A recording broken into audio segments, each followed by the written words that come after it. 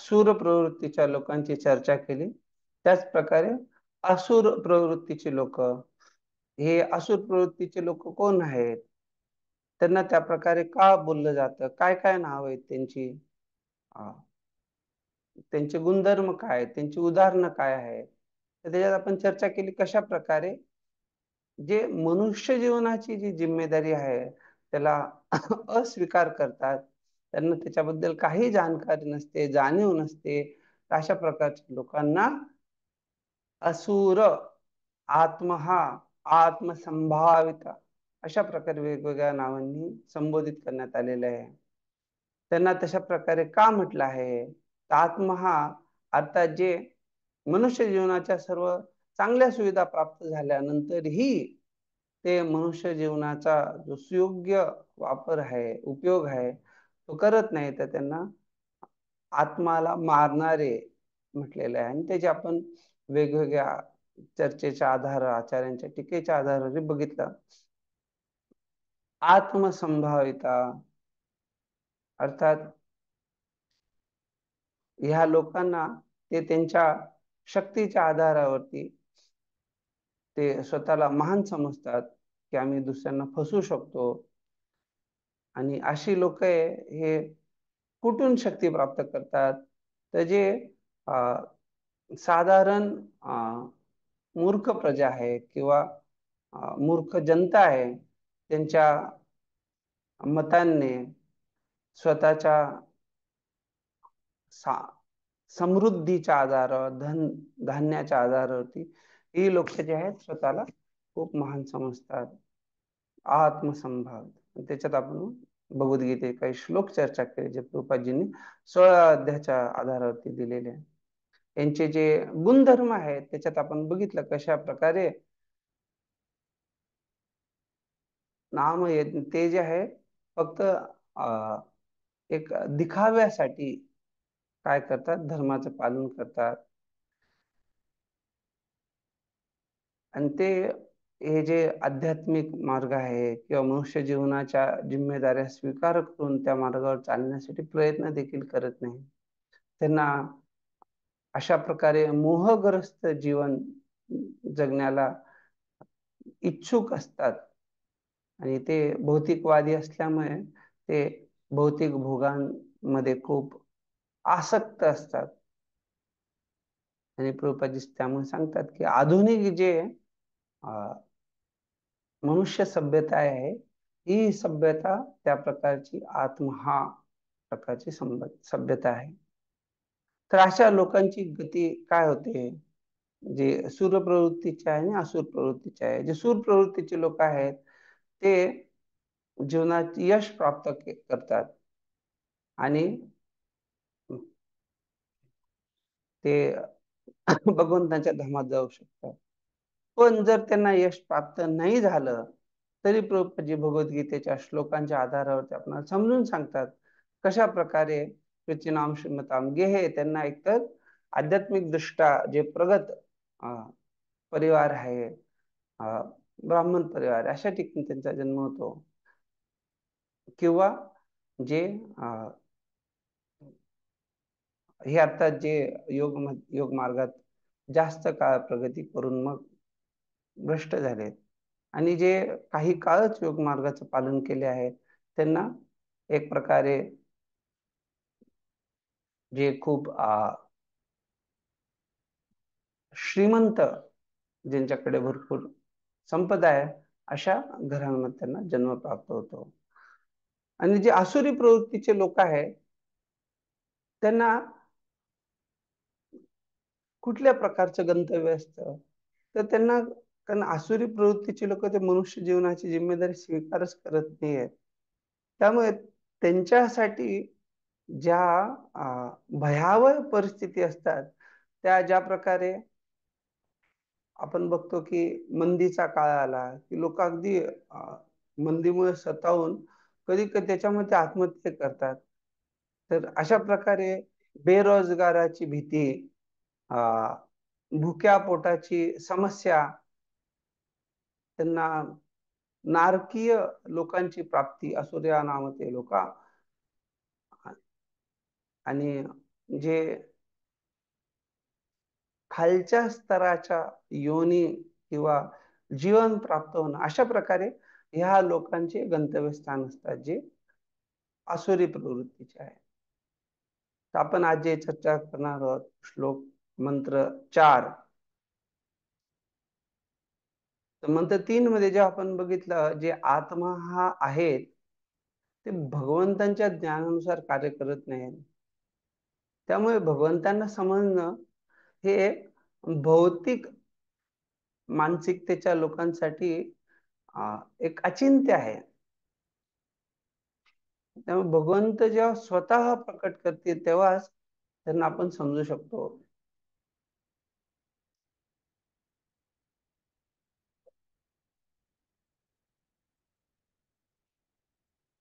आता ह्या मंत्र 4 मध्ये जे आहे, आपण विशेष रूपाने जे भर दिला गेलाय, कशा प्रकारे भगवंत जरी त्यांच्या धामात असले तरी ते सर्वत्र उपस्थित असतात.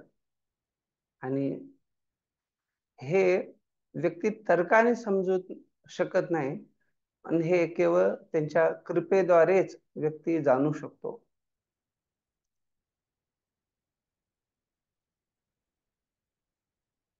तर हे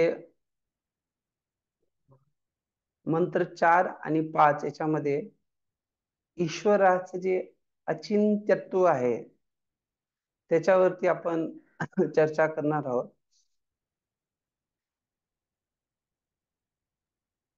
अर्थात परमसत्य आहे काय, हे मंत्र 4 आणि 5 मध्ये चर्चा होते.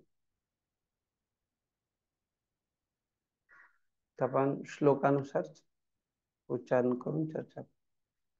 मंत्र 4. अनेजदेकं मनसो जवीयो नैन देवा आप्नुवन् पूर्वमर्षत् तद्धावतोऽन्यान्नत्तेति तिष्ठत् अस्मिन् अपो मातरिश्वा दधाति.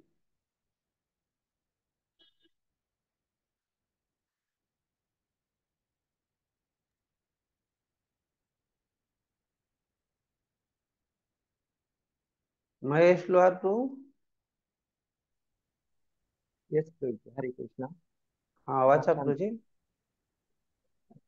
भगवंत जरी आपल्या धामात स्थित असले तरी ते मनापेक्षा अधिक वेगवान आहेत व इतर सर्वांना ते धावताना मागे टाकू शकतात.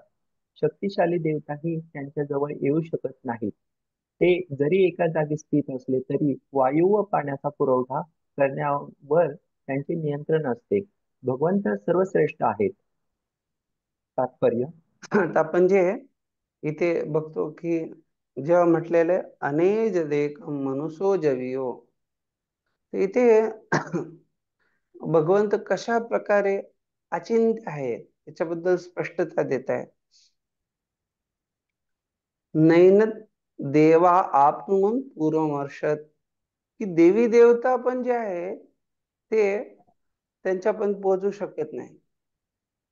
तद धावतन्यानते ते तिष्ठ तस्मिन आपो मातरिश्वा ददाती. जरी ते एका जागी असले तरी ते बाकी सर्वांना नियंत्रित करतात. जे कोणी इंद्र चंद्र सर्वांना ते नियंत्रित करणारे आहे. तशा प्रकारे खूप सुंदर हा मंत्र आहे. याच्यात जे आहे आपण सुरुवातीला प्रभुपादजी चर्चा करतात कशा प्रकारे परमसत्याला आपण तर्काद्वारे जाणू शकत नाही. जेव्हा ते स्वतःला प्रकट करतात तेव्हाच आपण भगवंतांना आणि त्यांच्या शक्तींना जाणू शकतो. त्याच्यानंतर प्रभुपादजी स्पष्टता देतात कशा प्रकारे या शक्ती ज्या आहेत त्या जरी वेगळ्या असल्या तरी त्या एकच आहेत. शक्तिमतो अभिन्नत्वात. ज्या प्रकारे आपण सीमित आहोत त्यामुळे आपण जे आहे परम सत्याला किंवा जे अनंत आहेत त्यांना केवळ ते जेव्हा प्रकट करतील तेव्हाच आपण समजू शकतो. आणि शेवटच्या परिच्छेदामध्ये सांगतात कशा प्रकारे आपण आपली भूमिका निभावली पाहिजे आणि त्याच्यानुसार आपल्याला समज प्रदान केली जाईल. हा पूर्वी तात्पर्य वाचा. सर्वात वाचा. महान तत्वज्ञानी सुद्धा पूर्ण पुरुषोत्तम भगवंतांना तर्काने जाणू शकत नाहीत. केवळ भगवत भक्तच भगवंतांच्या कृपेने त्यांना जाणू शकतात.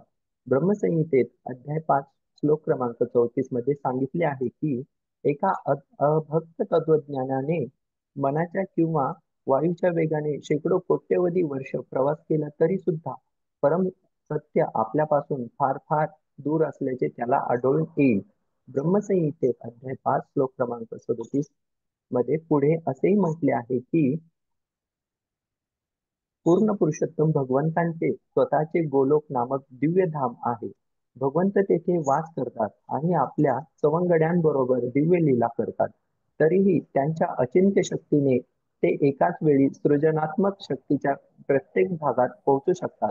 विष्णू पुराणात त्यांच्या शक्तींची तुलना अग्नीपासून निघणाऱ्या उष्णता व प्रकाशाबरोबर केली आहे. अग्नी एकाच जागी उपस्थित असूनही आपली उष्णता व प्रकाश सर्व ठिकाणी पसरवू शकतो. त्याचप्रमाणे भगवंत जरी स्वतःच्या दिव्य धामात स्थित असले तरी ते आपल्या विभिन्न शक्तींना सर्वत्र वितरित करू शकतात. ठीक आहे. तर आपण जे आहे इथे प्रभुपादजी तात्पर्यात आपल्याला काय समजून सांगते ते चर्चा करू.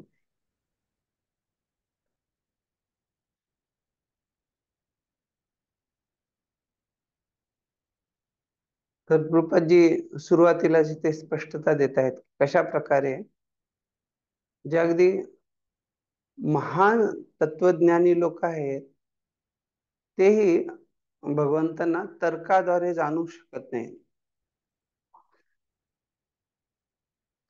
तर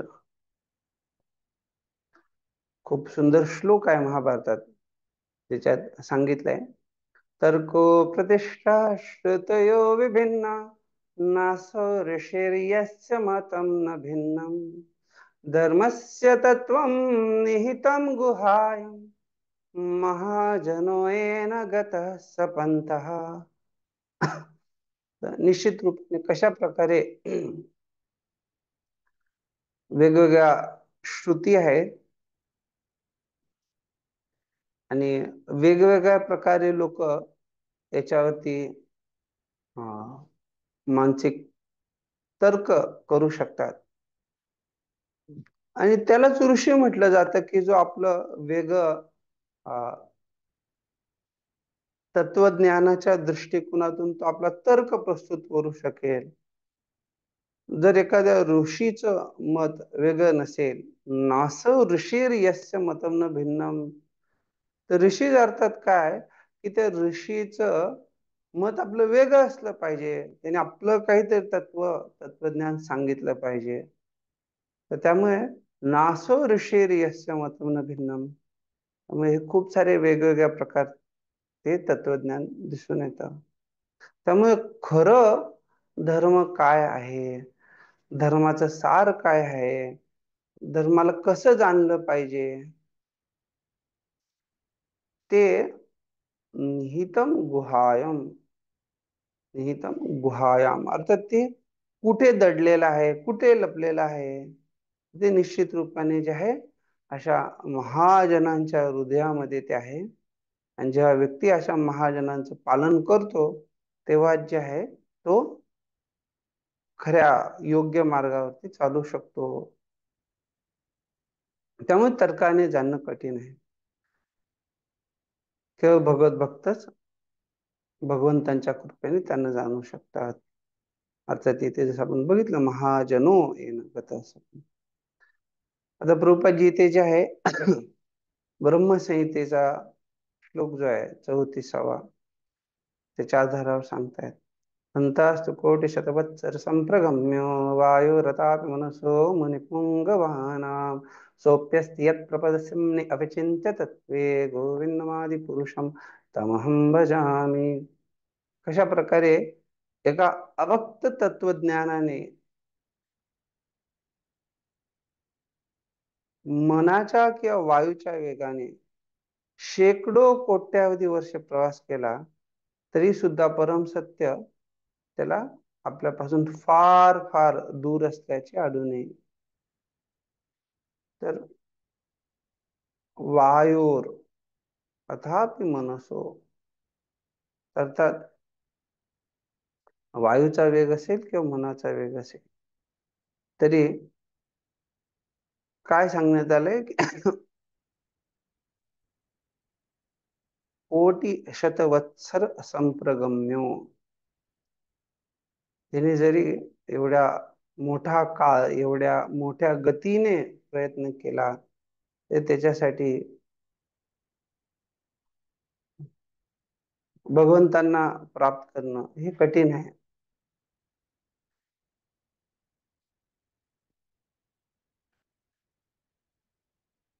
पुढे प्रभुपादजी जे आहेत ते जे ब्रह्मसंहिताच्या 5व्या अध्यायातला हा जो 37वा श्लोक आहे, ज्याच्यात भगवंतांच्या आध्यात्मिक धामाबद्दल वर्णन येतं, जिथे सांगितलं आनंद चिन्मय रस प्रतिभावितावेश ताभिर्य एव निज रूप तया कलाभिर गोलोक एव निवसति अखिलात्म भूतो गोविंदमादि पुरुषम तम भजामि, अर्थात गोलोक एव निवसत्यखिलात्म भूतो. तर तिथे सुंदर वर्णन येतं भगवंतांच्या धामाबद्दल, कशा प्रकारे भगवंतांचं हे जे धाम आहे आनंद चिन्मय,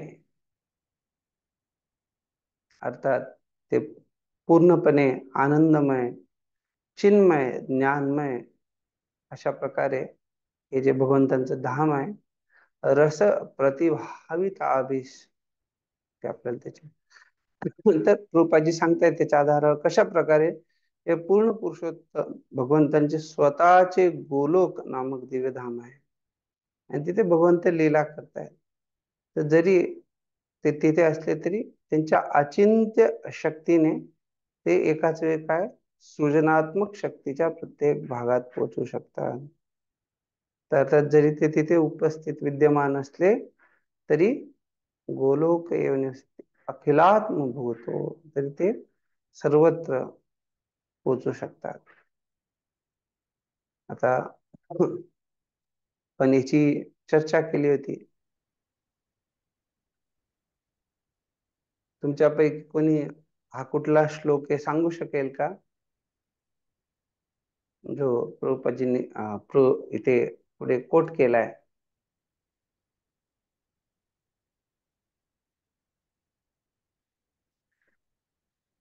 विष्णू पुराणातला हा कुठला श्लोक आहे? ठीक आहे, मागच्या वेळेस आपण सांगितलं होतं याच्याबद्दल. एक देशस्य ज्ञाग्नेर ज्योत्स्ना विस्तारिणी यथा तथा सर्वम अखिलम जगत ब्रह्मणा शक्ती, अर्थात इथे स्पष्टता देण्यात आली कशा प्रकारे अग्नी जेव्हा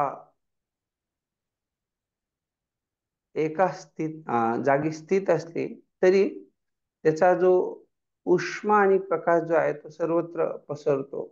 त्याच प्रकारे जरी भगवंत एका ठिकाणी स्थित असले तरी ते आपल्या शक्तींद्वारे सर्वत्र विद्यमान असतात.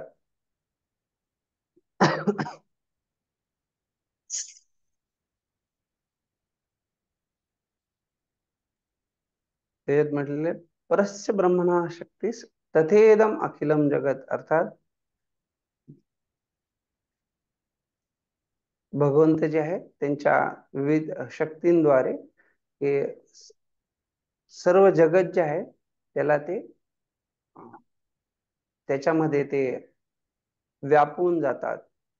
त्यामुळे ते भगवंतांच्या अनेक शक्तींबद्दल रूपाची सांगताय.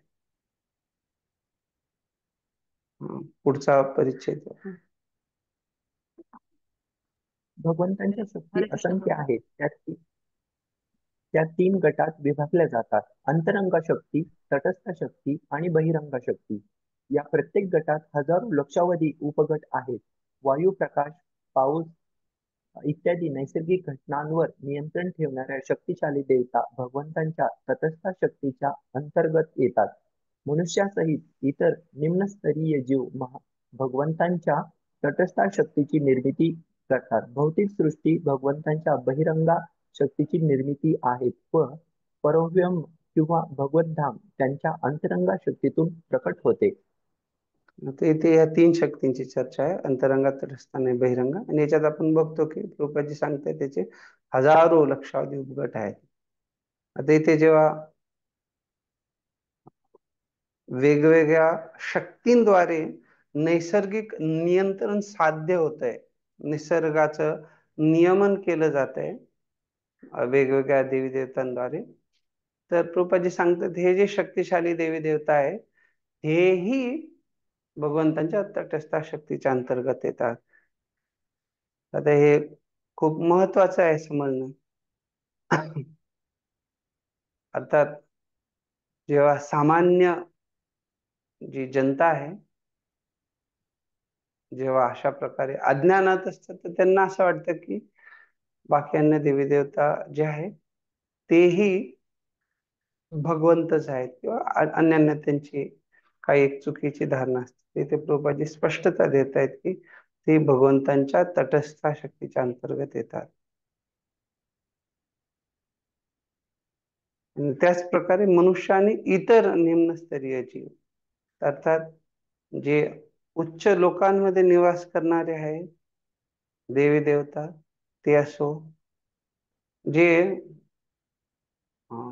मधल्या लोकांमध्ये निवास करणारे मनुष्य जीव आहे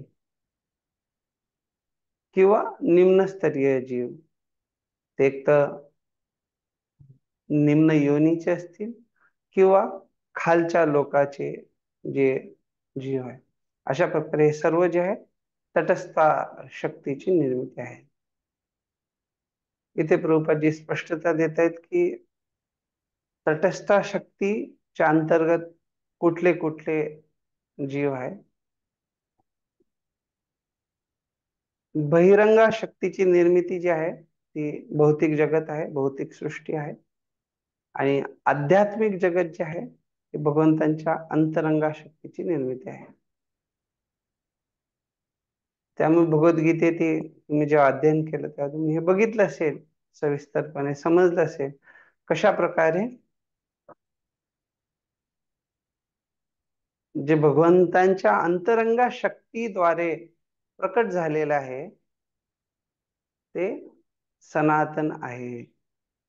अर्थात बाकी अन्य जे बहिरंगा शक्तीची निर्मिती आहे त्याचा जरी नाश होत असेल किंवा ते जरी अप्रकट होत असेल तरी भगवंतांच्या अंतरंगा शक्तीद्वारे जे निर्मिती आहे भगवत धाम आहे ते शाश्वत विद्यमान असतात. सनातन. ठीक आहे, पुढे वाचा. हरे कृष्ण प्रभुजी दंडवत प्रणाम.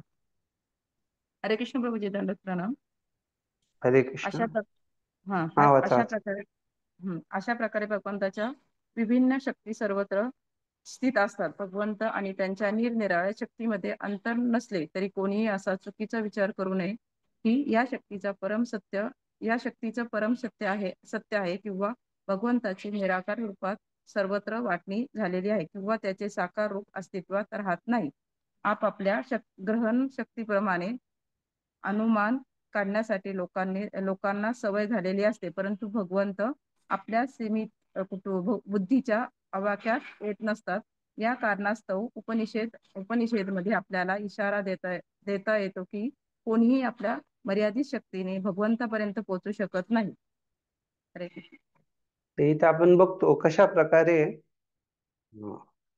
प्रभुपादजी स्पष्टता देत आहेत की भगवंताच्या विभिन्न शक्ती, जसं मागच्या परिच्छेदाच्या सुरुवातीला आपण बघितलं शक्ती असंख्य आहेत. आता त्या ज्या असंख्य शक्ती आहेत त्यांच्याबद्दल विभिन्न शक्ती सर्वत्र स्थित असतात. तर जेव्हा इथे म्हटलेलं की भगवंतांनी त्यांच्या शक्तीमध्ये अंतर नाही, तर हा आपण त्याची चर्चा केली कशा प्रकारे शक्तिमतो अभिन्नत्वात, शक्ती आणि शक्तिमान जे आहेत त्यांच्यात अंतर नाही. पण त्याच्याच बरोबर कशा प्रकारे ते एकाच वेळे त्याच्यात अंतरही आहे आणि अंतर नाहीही आहे. तर हे समजणं गरजेचं आहे. त्यामुळे प्रभुपादजी सांगतायत की कोणी विचार केला की या शक्तीच परम सत्य आहे किंवा भगवंतांची निराकार रूपात सर्वत्र वाटणी झाली आहे किंवा त्यांचं साकार रूप अस्तित्वात राहत नाही, तर हे जे आहे हे कुतर्क म्हटलं जातं याला. जेव्हा असं सांगितलंय की भगवंतांमध्ये आणि शक्तीमध्ये अंतर नाही, तर त्याच्या आधारावर हा तर्क लावणं की शक्तीच परम सत्य आहे, तर हे कुतर्क झालं. त्यामुळे प्रभूजन चुकीचा असा विचार करू नये. किंवा कोणी विचार केला की कारण भगवंतांच्या या वेगवेगळ्या शक्ती सर्वत्र उपस्थित आहेत, आणि आपण बघितलं कशात भगवंतांमध्ये आणि शक्तीमध्ये अंतर नाही, त्याचा अर्थ काय झाला की भगवंतांचं निराकार रूपात सर्वत्र ते वाटणी झाली आहे. तर असंही कधी कधी काही लोक अर्थ लावतात, तर ती चुकीची धारणा आहे. किंवा जे लोक असं शास्त्रांमध्ये काही वाक्य किंवा त्यांना मंत्र श्लोक आढळतात ज्याच्यात असं म्हटलेलं आहे की भगवंत जे आहे सर्वत्र विद्यमान आहे, जसं काय असा अ, अशी चर्चा आली, मंत्र आला की लगेच ते म्हणतात की त्यामुळे भगवंतांचं साकार रूप अस्तित्वात नाही. तर हे असे चुकीचे विचार करू नये. आणि हे चुकीचे विचार काय येतात, तर व्यक्ती जे आहे त्याच्या ग्रहण शक्तीप्रमाणे तो अनुमान करतो. तर हे ग्रहण शक्ती अर्थात काय आहे? कोणी सांगू शकेल का?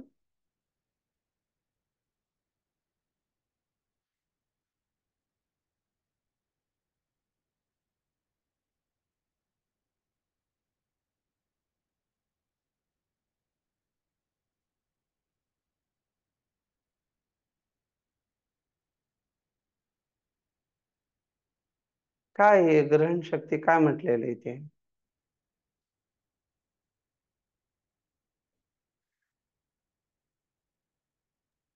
आपल्या आपल्या विचारानुसार अर्थ लावणे. हा, तर अर्थात व्यक्ती आपल्या सीमित बुद्धीप्रमाणे, सीमित धारणेप्रमाणे तो जसं उदाहरण बघितलं तर आपण बघू शकतो की आज जेव्हा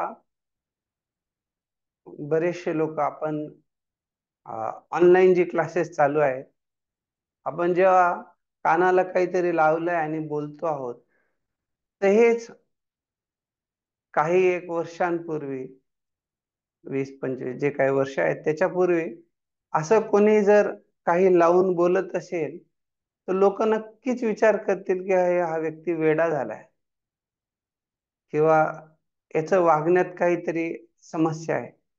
तर ते त्यांच्या बुद्धीच्या आधारे ग्रहण करतील, जाणू पाहतील, पण का तर ते सर्वांना ज्ञात नाही आहे किंवा त्या काळी त्याचा आविष्कार झाला नव्हता. ते सर्वांना माहित नव्हतं की अशा प्रकारे ब्लूटूथ किंवा अशा काही तंत्राच्या आधारे ह्या गोष्टी शक्य आहेत. त्यामुळे ते लोकांना शक्य नव्हतं ग्रहण करणं. तर त्यामुळे इथेही जेव्हा सांगितलंय की आपापल्या ग्रहण शक्तीप्रमाणे, अर्थात जेवढं शक्य आहे तेवढंच आपण विचार करू शकतो, अनुमान लावू शकतो. पण जर बघितलं तर जर साध्या अशा गोष्टींना आपणही त्यावेळेस असं अनुमान लावू शकलो नसतो, जे आजकाल एकदम प्रचलित आहेत, तर आपण जेव्हा भगवंतांच्या बद्दल काही विचार करू, तर आपली जी बुद्धी ही आपल्याला प्राप्त होते, ती भगवंतांच्या कृपेने प्राप्त झाली आहे. त्यामुळे आपण आपल्या बुद्धीच्या बळावरती भगवंतांच्या बुद्धीला आव्हान देऊ शकत नाही. त्यामुळे हे स्पष्ट आहे की भगवंत आपल्या सीमित बुद्धीच्या आवाक्यात येत नसतात. त्यामुळे ते स्पष्ट दिलेलं आहे की कोणी आपल्या मर्यादित शक्तीने भगवंतांपर्यंत पोहोचू शकत नाही. पुढे वाचा.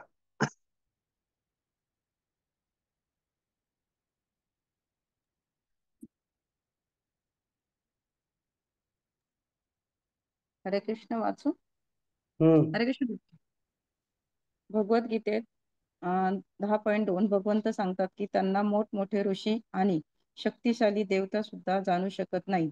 मग असुरांबद्दल काय बोलावे? असुर तर भगवंताबद्दल काही जाणण्यास अयोग्यच असतात. हा चौथा मंत्र अतिशय स्पष्ट शब्दात सुचवतो की शेवट परम सत्य एक व्यक्ती आहे. अन्यथा त्यांच्या साकार रूपाचे समर्थन करण्यासाठी इतक्या विविधतेचा उल्लेख करण्याची गरज नव्हती. पुढे वाचू. तर जेव्हा प्रभुपादजी ते हा 10व्या अध्यायातला गीतेचा दुसरा श्लोक सांगतायत, न मे विदुः सुरगणः प्रभवं न महर्षयः अहम आदिर्हि देवानां महर्षीणां च सर्वशः. तेव्हा स्पष्टता दिली कशा प्रकारे मीच आदी आहे. कोणाचा? देवानां महर्षीणां, अर्थात देवांचा, जे महर्षी आहेत या सर्वांचा मी आदी आहे किंवा मी त्यांचा स्रोत आहे. तर तुमच्यापैकी कोणी सांगू शकतं का की भगवंत असं का म्हणतायत की ही लोक मला जाणू शकत नाहीत? काय कारण आहे?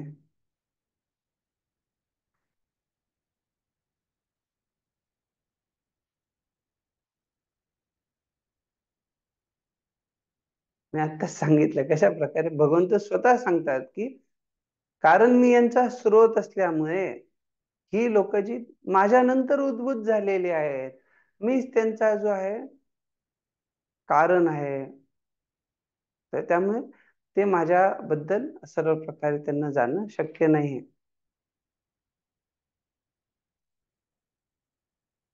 मग असुरांबद्दल काय बोलावे?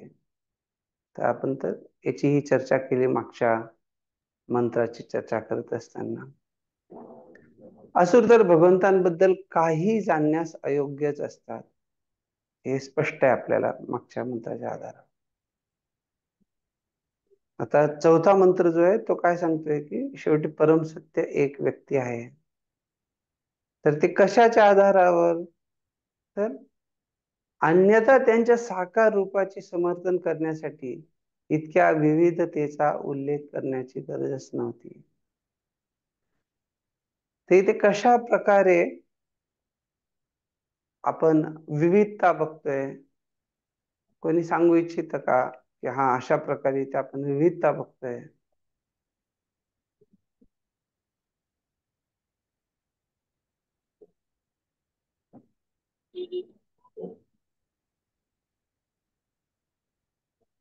काय याच्यात विविधता आहे? प्रभुपादजी कुठल्या विविधतेची गोष्ट करता येते?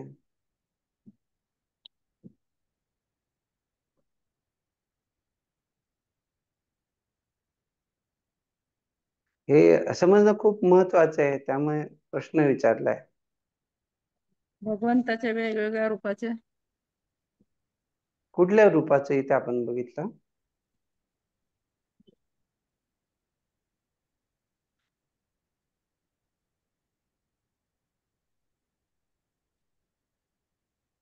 बापूनवले प्रभू सांगा.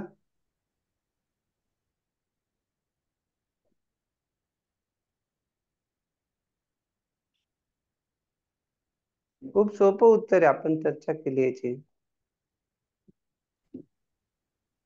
तर हे का समजणं गरजेचं आहे? नाही तर आपण जसं उपनिषद अध्ययन करून ज्ञान प्राप्ती करून शेवटी लोक विचार करणार की अरे भगवंत निराकार आहे. तसा प्रभुपादजींचं एवढं सुंदर ग्रंथाचं सुंदर टीकेचं अध्ययन करूनही आपल्याला स्पष्टता नाही आली तर काय फायदा आहे? तर प्रभुपादजी जेव्हा इथे स्पष्टता देतात, बोला. भगवंताच्या साकार रूपाचे समर्थन. तेच विचारतोय कसं केलंय? होत नाही. काय सांगताय? तरी हा इथे आपण सुरुवातीला चर्चा केली कशा प्रकारे या मंत्रामध्ये भगवंतांच्या भगवंत अचिंत्य आहेत हे दाखवण्यासाठी कसं देवी देवताही त्यांच्यापर्यंत पोहोचू शकत नाही. अर्थात जर काही एखादं निराकार रूप आहे, काय असं ज्योती आहे, तर तिथे तुलनात्मक दृष्टिकोन करायची गरज नाही. का तर हे देवी देवतांनाही काहीतरी आकार रूप आहे. जेव्हा ही तुलनाही केली जाते तेव्हा उदाहरण जे दिलेलं आहे श्लोकामध्ये, तर धावतो अन्यान अत्येते तिष्ठत. आता जेव्हा सांगितलंय की ते बाकी अन्य देवी देवतांनाही मागे टाकतात. तर जरी ते एका ठिकाणी स्थित असले तरी ते धावण्यामध्ये सगळ्यांना मागे टाकतात. अर्थात हे खूप स्पष्टतेने दाखवतं की निश्चित रूपाने भगवंताचे ते साकार रूपाचे आहेत. आता जेव्हा आपण बघतो ह्या जगामध्ये वेगवेगळ्या मोठ्या मोठ्या तुम्ही बाहेर जिथे काम धंदा वेगवेगळ्या कार्यासाठी जातात, तुम्ही बघितलं असेल कोणी मोठ्या कंपनीचा सीईओ डायरेक्टर जे खूप प्रसिद्ध आहेत, जेव्हा तुम्ही त्यांच्याबद्दल ऐकतात, तुम्हाला ही स्पष्टता आहे की जो व्यक्ती स्वामी आहे तो नियंत्रण करू शकतो. अर्थात एखादा त्या कंपनीचा मालक असेल तर तो स्वतः किंवा दुसऱ्यांद्वारे नियमन करतो, नियंत्रण करतो.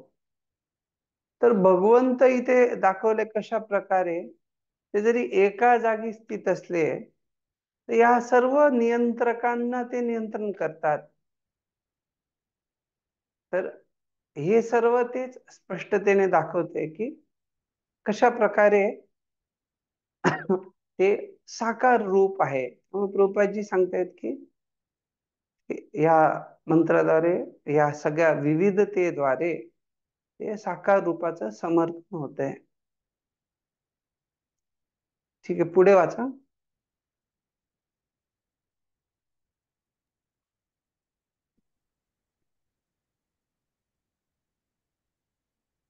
बापू प्रभू वाचा. हरे कृष्ण प्रभूजी. भगवंताच्या शक्तीच्या अंशामध्ये भगवंताची सर्व लक्षणे आढळत असली तरी त्यांचे कार्यक्षेत्र मर्यादित असल्यामुळे ते अंश देखील मर्यादितच राहतात. अंश कधीही पूर्णाची बरोबरी करू शकत नाहीत. म्हणूनच अंश भगवंताच्या शक्तींना कधीही समजू शकत नाहीत. भौतिक प्रकृतीच्या अंमलाखाली मूर्ख व अज्ञानी जीव जे भगवंताचे केवळ अंश मात्र आहेत, भगवंताच्या दिव्य पदाविषयी तर्क करतात. तर्कवितर्काने भगवंताचे रूप समजण्यासाठी केलेल्या प्रयत्नांच्या निष्फळतेविषयी श्री ईशोपनिषद स्पष्ट इशारा देते. वेदांचे परम उगमस्थान असलेल्या श्रीमद भागवताकडूनच आपण दिव्यत्व समजण्याचा प्रयत्न करावा, कारण केवळ त्यांच्याकडेच पूर्ण ज्ञान आहे.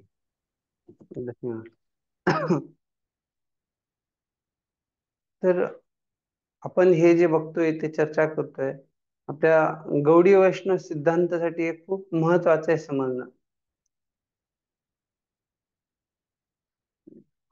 जेणेकरून आपल्याला ब्रह्म आणि भौतिक जगत काय आहे, त्यांचा संबंध काय आहे, ते सर्व स्पष्टता येते.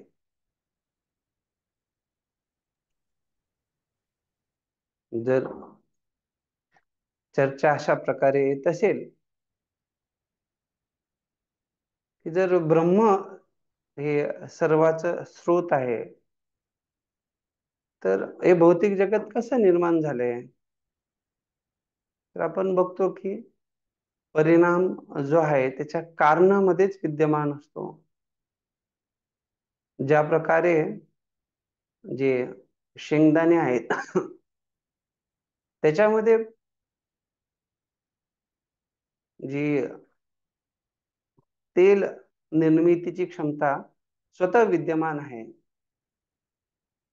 तर जे काही कारण आहे त्याच्यामध्ये ते परिणाम प्रकट करण्याची क्षमता असली पाहिजे. तर जर ब्रह्म हा आरती माताजी बोला. सॉरी प्रभूजी, चुकून टच झाला. तर जर ब्रह्ममध्ये हे जड तत्व विद्यमान असेल तर त्याच्यात द्वैत ते द्वंद्व अशा प्रकारे समजू शकतो की दोन गोष्टी द्वय झालं ते जर एकच तत्व आपण असं म्हणत असो की ब्रह्म जे आहे कशा प्रकारे ते चेतन तत्व आहे आणि त्याच्यात कुठलाही विकार किंवा बदल होत नाही. ब्रह्मचे असे काही वेगवेगळे हिस्से भाग होत नाही. आणि सामान्यतः जे मायावादी लोक आहेत ते असं म्हणतात की ब्रह्म सत्य जगन मिथ्या. पण आपण बघतो आपली जी बद्धता आहे ती सत्य आहे. त्यामुळे प्रभुपादजी जिथे आहे जे आपण इथे चर्चा करतोय कशा प्रकारे या धारणेला धुडकावून लावतायत की एक जे परम सत्य जे आहे ते निर्विशेष आहे. आपण बघतो की आपल्याला काही रूप आहे,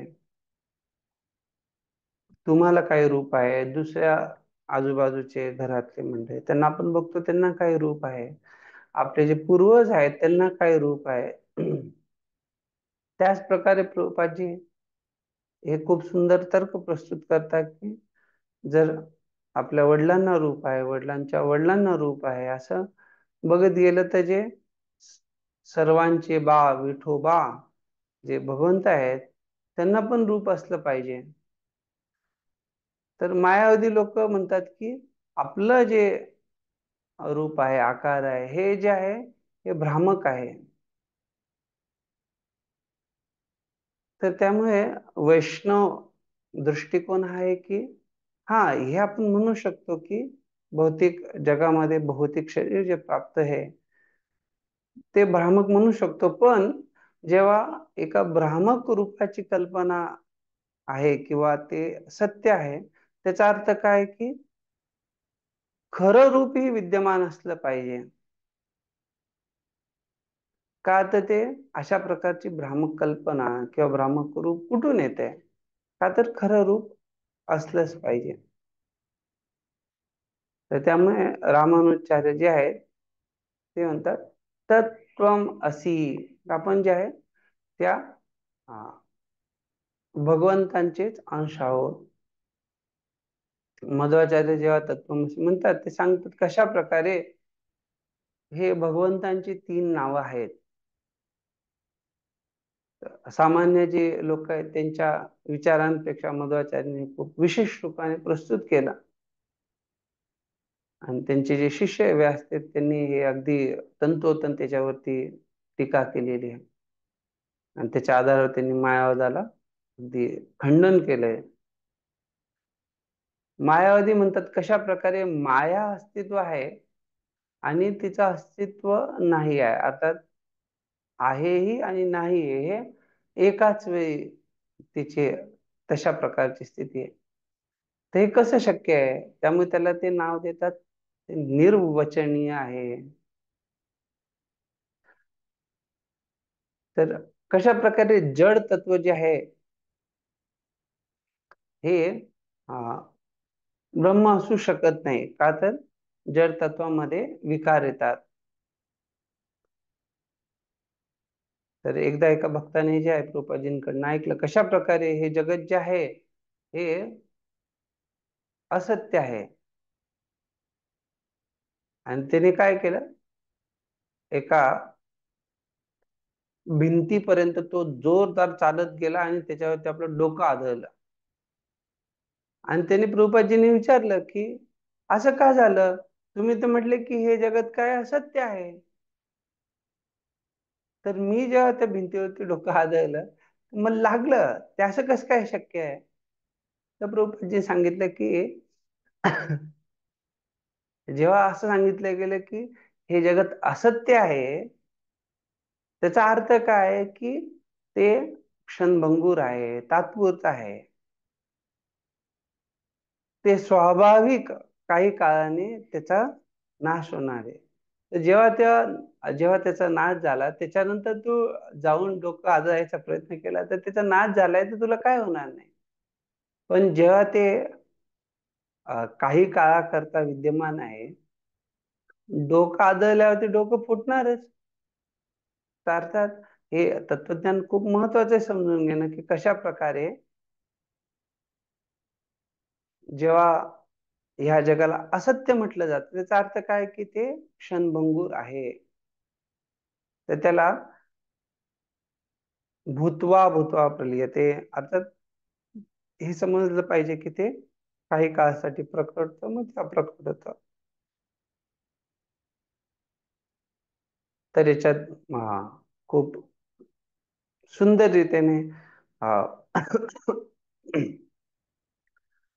वेगवेगळ्या आचार्यांनी स्पष्टता दिली. ज्या प्रकारे मध्वाचार्य सांगतात की जड तत्व आणि चेतन तत्व जे आहे हे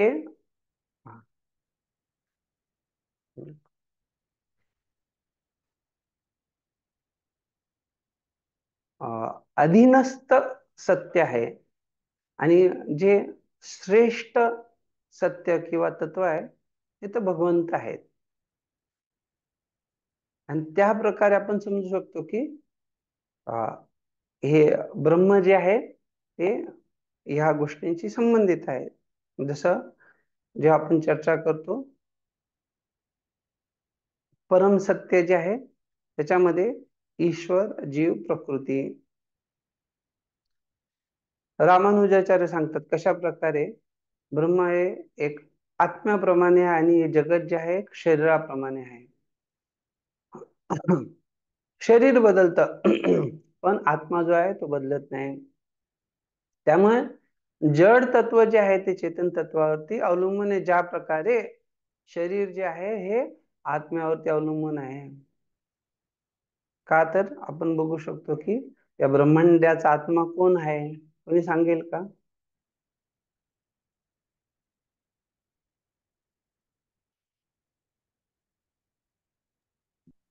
हरे कृष्ण. हरे कृष्ण हा गुरुजी. बोला पाहिजे. ब्रह्मांडाचा आत्मा भगवंत असतील आहेत. अजून कोणी सांगू इच्छित?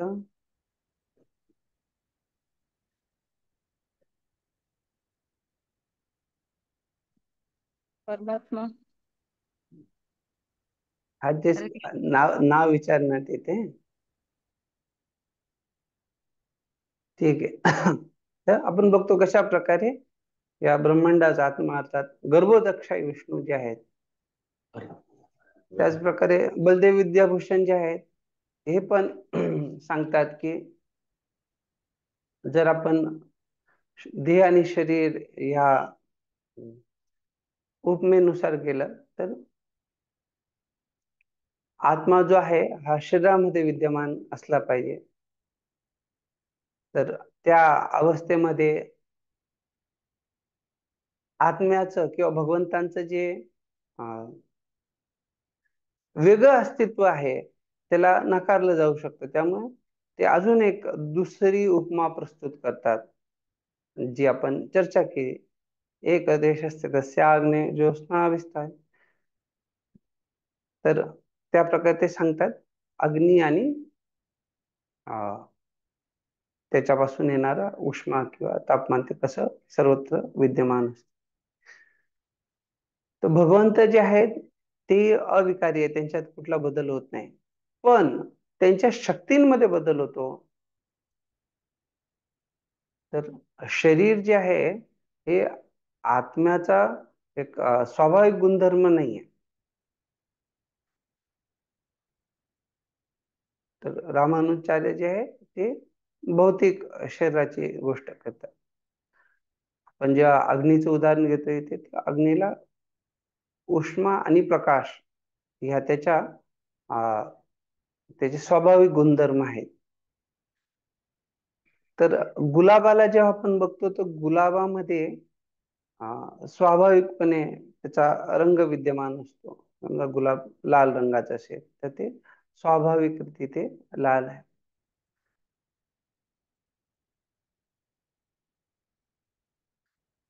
आपण जेव्हा एखाद्या सफेद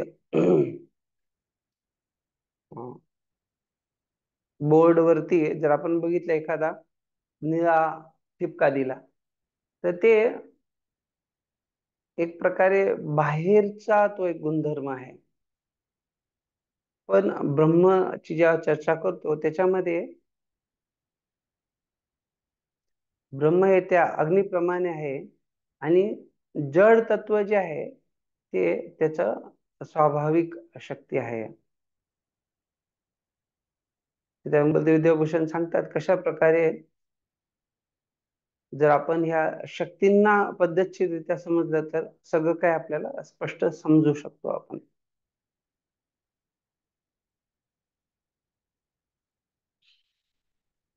आणि कृपाजी त्यामुळे ते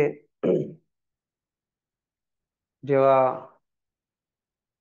वेगवेगळ्या धर्माच्या लोकांशी चर्चा करत असत तर त्यांच्या चर्चेचा जो महत्वाचा विषय होता किंवा त्याचा जो लक्ष होता,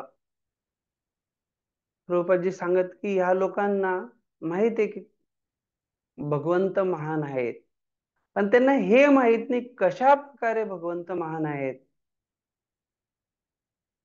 सामान्यतः हे जे अब्राहमिक धर्म आहे ते वेगवेगळ्या प्रकारे याचे उत्तर देतात.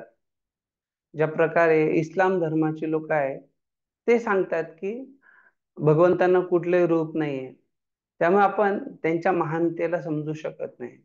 पण ख्रिश्चन ईसाई धर्माचे जे लोक आहेत ते म्हणतात की भगवंत इतके महान आहेत की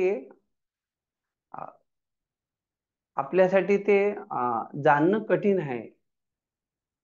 त्यामुळे ते जाण त्यांना जाणणं हे शक्य नाही आहे. त्यामुळे ते त्याला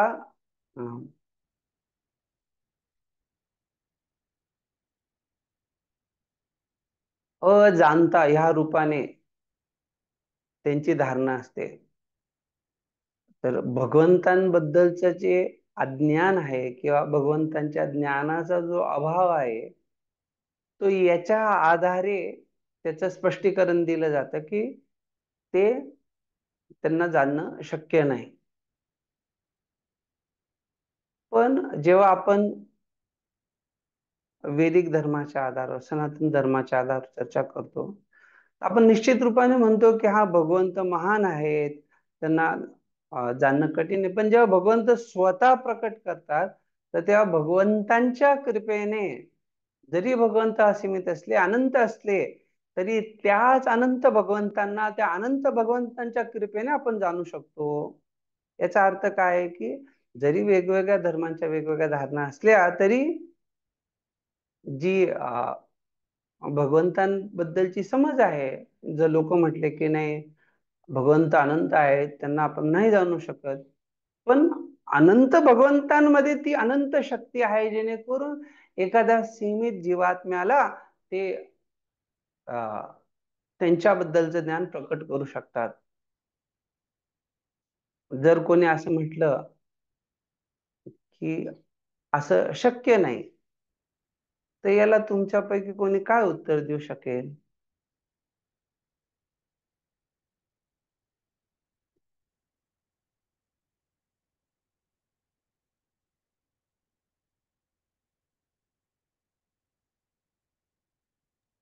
प्रभूजी प्रश्न परत सांगा. प्रश्न अगदी सोपा आहे की जर हा कोणी म्हटलं की भगवंत जे आहेत अनंत असीमित अचिंत्य अशा प्रकारचे महान व्यक्ती आहेत, एखादा साधारण जीवात्मा जो आहे त्याला ते कशा प्रकारे भगवंतांच्या कृपेने त्यांना जाणू शकतो?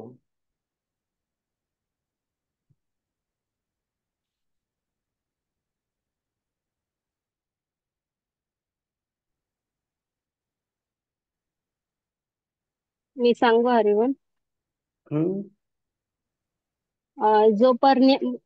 जोपर्यंत पूर्णत्व अंशाला सांगत नाही की मी कोण आहे, तोपर्यंत जे अंश आहेत ते भगवंतांना जाणू शकत नाही. नाही, प्रश्न तोच आहे की प्रश्न विचारला गेला तुम्हाला की ते अनंत आहेत, असीमित आहे, एखादा अंश कशा प्रकारे त्या अनंत असीमित भगवंतांना जाणू शकतो.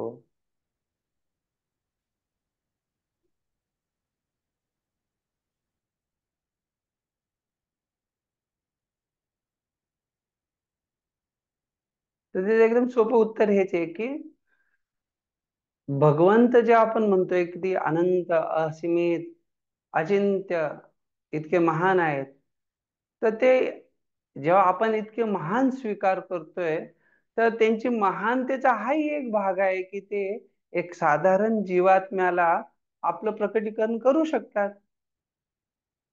कर्तुम अकर्तुम अन्यथा कर्तुम, अर्थात त्यांच्यासाठी काहीच असं असंभव नाहीये. तर आपल्याला हे स्पष्ट असलं पाहिजे की भगवंत काही करू शकतात. भगवंत चेतन तत्वाला जड तत्वामध्ये परिवर्तित करू शकतात, जड तत्वाला चेतन तत्वामध्ये परिवर्तित करू शकतात. ठीक.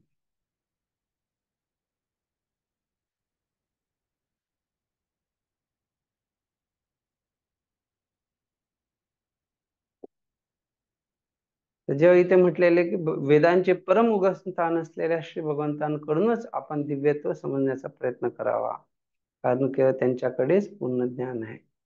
त्याचा अर्थच काय की त्यांच्या कृपेनेच आपल्याला हे सर्व दिव्यत्व प्रकट होऊ शकतं. पुढे वाचा.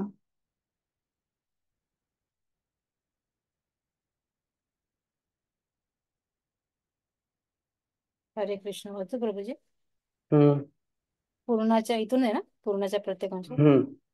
पूर्णाच्या प्रत्येक अंशात भगवद्इच्छेने कृती करण्याची विशिष्ट शक्ती असते. भगवंतांनी घालून दिलेल्या आपल्या कर्तव्याची विस्मृती झालेला अंश मायाधीन असल्याचे समजले जाते. अशा प्रकारे श्री ईशोपनिषद आपल्याला प्रथम पासून सावध करते की आपण भगवंतांनी नेमून दिलेले कार्यच केले पाहिजे. मात्र याचा अर्थ असा होत नाही की जीवात्म्याला स्वतः पुढाकार घेण्याची शक्ती नसते. तो भगवंतांचा अंश असल्यामुळे त्याच्यात भगवंतांच्या पुढाकार घेण्याच्या शक्तीचाही अंश असतो. सर्व काही भगवंतांच्या शक्ती आहेत हे जाणून जेव्हा मनुष्य या पुढाकार घेण्याच्या शक्तीचा सदुपयोग करतो, तेव्हा तो मायेच्या प्रभावामुळे गमावलेली आपली मूळ चेतनाशक्ती जागृत करू शकतो. हरे कृष्ण प्रभू. दंडवत प्रणाम. तर इथे आपण बघू शकतो प्रभुपादजी चर्चा करताय की अंशामध्येही भगवत इच्छेने कृती करण्याची विशिष्ट शक्ती असते.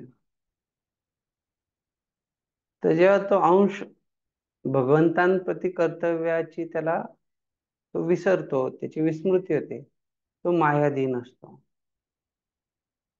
पण जेव्हा तो स्मृती ठेवून भगवंतांच्या इच्छेनुसार कार्य करतो, तर ते ईशावास्य तत्वाचं तो पालन करतो, तो मायेच्या अधीन राहत नाही.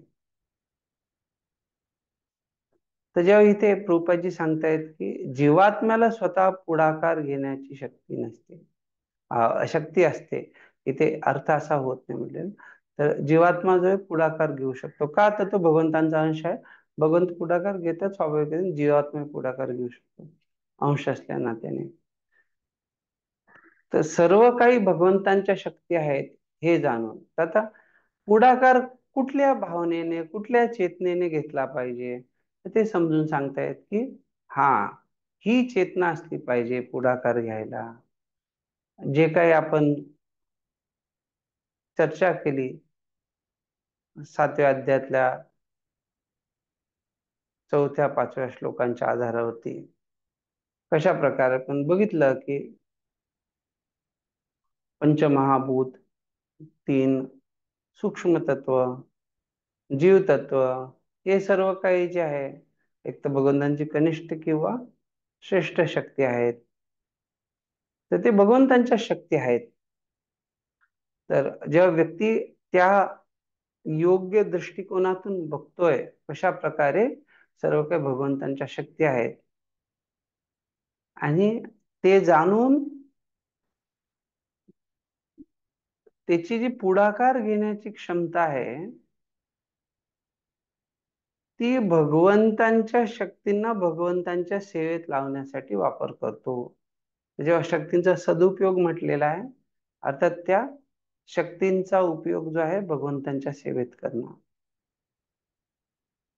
तर तेव्हा तो आपली जी स्वरूप स्थिती आहे त्याला प्राप्त होतो, त्याच्या प्रती तो जागरूक होतो. तर अर्थात तुमच्यापैकी कोण सांगू शकतं का इथे प्रभुपादजी काय सांगतायत तिथे? सर्व काही भगवंतांच्या शक्ती आहेत, हा जो हे जे वाक्य आहे याचा अर्थ काय होतो संक्षिप्त मध्ये?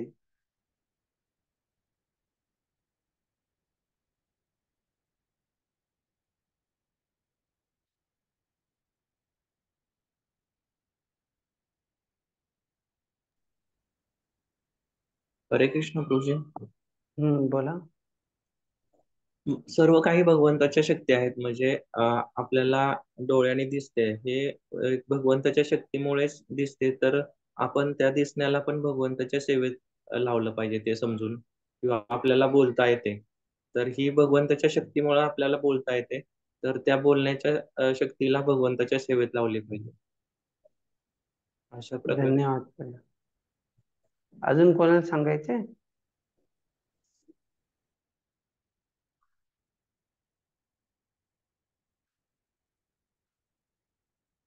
तर प्रभुपादजी ते स्पष्टपणे भक्ती करा असं नाही सांगत आहे, पण भक्तीचा जो विधी आहे त्याच्याबद्दल प्रभुपादजी सांगतायत. भक्तीमध्ये ऋषिकेश सेवनम, अर्थात जेव्हा पुढाकार व्यक्ती घेतोय तेव्हा इंद्रियांच्या द्वारे तो काहीतरी कार्य करणार, तर ते इंद्रियांचा सदुपयोग, अर्थात इंद्रियांच्या द्वारे जेव्हा व्यक्ती काही न काही वेगवेगळ्या शक्तींचा वापर करणार, तर त्याचा त्या शक्तींचा सदुपयोग काय आहे? तर तो आहे ऋषिकेश सेवनम, अर्थात त्याने भगवंतांच्या सेवेमध्ये त्या शक्तींना वापरलं पाहिजे, आणि तेव्हा तो मायेच्या प्रभावामुळे गमावलेली मूळ चेतना शक्ती पुन्हा जागृत होतो. तर अर्थात काय होतंय, भक्ती रुच्यते, तर तो एक तो भगवंतांच्या अंतरंगा शक्तीमध्ये योग मायेच्या प्रवाहात राहील किंवा महामायेच्या प्रवाहात राहील, तर तो महामायेच्या प्रवाहातून दूर होतोय. अर्थात तो अशा प्रकारे इथे भक्तीचं कसं पालन केलं पाहिजे त्याबद्दल छान सांगितले. हा, शेवटचा परिच्छेद वाचा. हरे कृष्ण प्रभूजी. नको दादा. प्रभूजी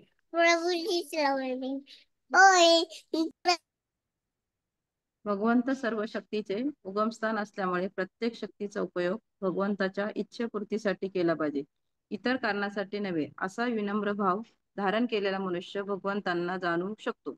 भगवंतांना त्याच्या सर्व रूपात जाणणे, त्याच्या शक्तींना समजणे व या शक्ती त्यांच्या इच्छानुसार कसे कार्य करतात हे जाणणे, हेच पूर्ण ज्ञान होय.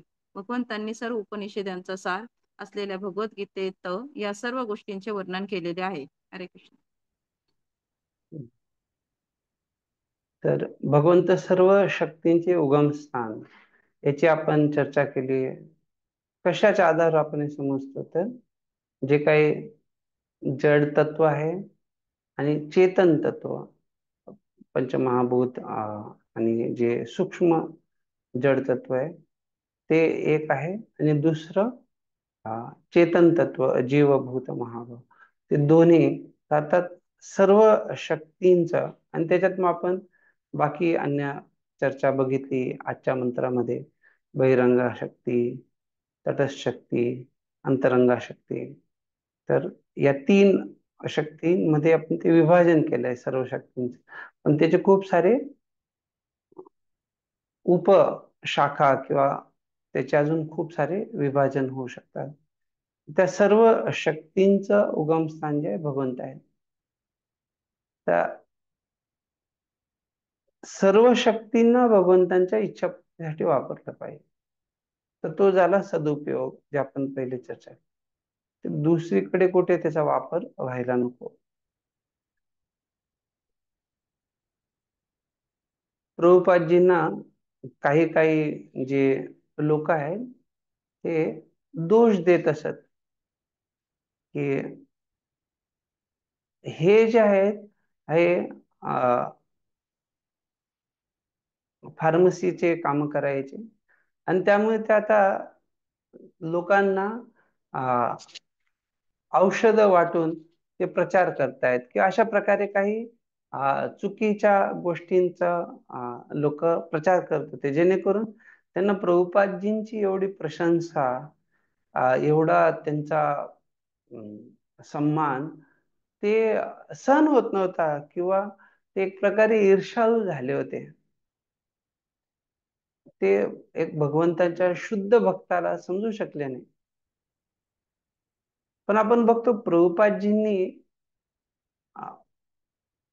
त्यांना जे काही औषधांबद्दल ज्ञान होतं त्याचा तर काही दुरुपयोग तर केला नाही, तो तर सदुपयोगच केला.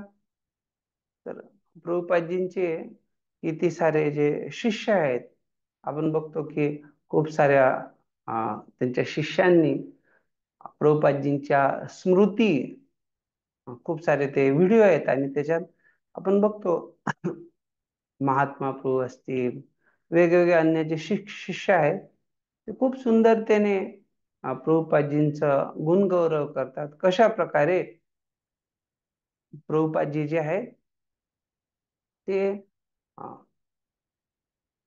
भगवंतांच्या द्वारे त्यांना जे काही ज्ञान प्राप्त झालं होतं तर त्या त्यांच्या ज्ञानाला, त्या शक्तीला भगवंतांच्या भक्तांच्या सेवेमध्येच लावलं त्यांनी. असे काही प्रसंग होते की या त्यांच्या शिष्यांना गरज होती काही औषधांची, काही त्रास होत असेल तर प्रभुपादजी त्यांना सांगत होते. तर त्याच्यात तो सदुपयोग होता, त्याच्यात चुकीचं वावग असं काही नव्हतं. प्रभुपादजी एकदा जेव्हा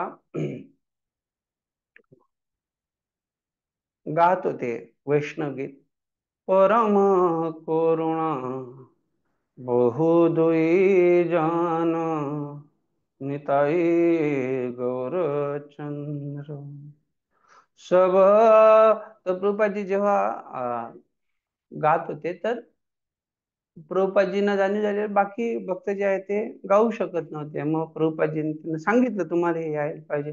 मग बाकी सर्व भक्तांनी जे आहे त्याचे त्या वैष्णव गीताला लिहून घेतले आणि ते जे त्याच्या कॉपी बनवून मग दुसऱ्या दिवशी जे आहे जेव्हा प्रभुपादजी गात होते तर त्यावेळेस त्या सर्वांनी प्रभुपादजींबरोबर गायला लागले.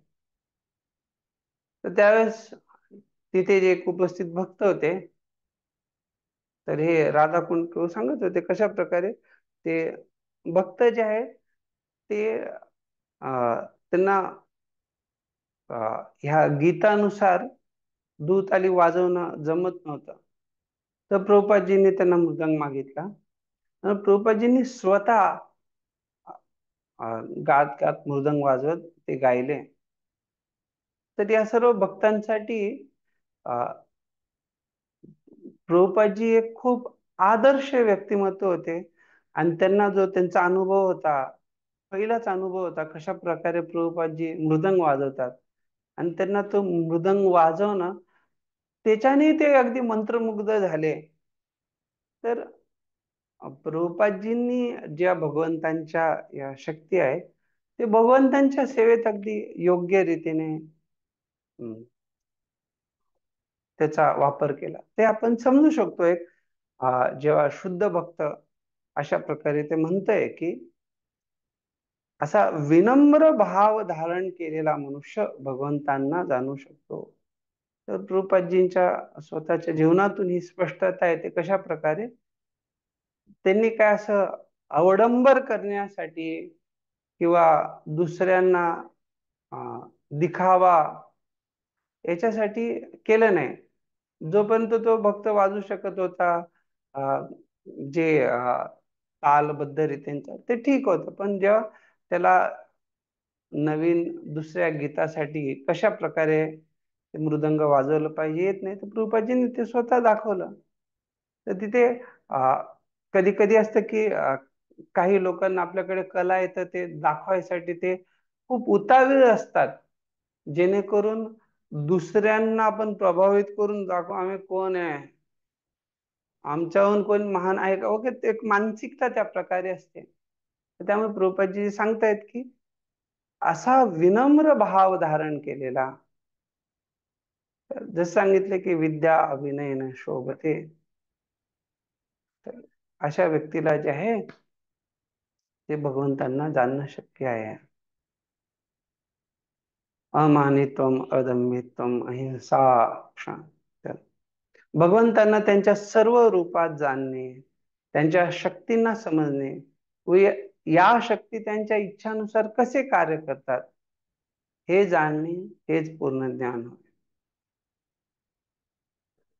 तर विष्णू स्त्रीनी रूपाणी कशा प्रकारे त्याच्याद्वारे भगवंतांच्या त्या 3 रूपांना जाणणं, तर व्यक्ती विमुच्यते, या संसार बंधनातून मुक्त होतो, त्याची आपण पूर्वी चर्चा केली. त्यांच्या शक्तींना समजणे, आपण त्यांच्या 3 शक्तींचही चर्चा केली व या शक्ती त्यांच्या इच्छानुसार कसे कार्य करतात हे जाणणे.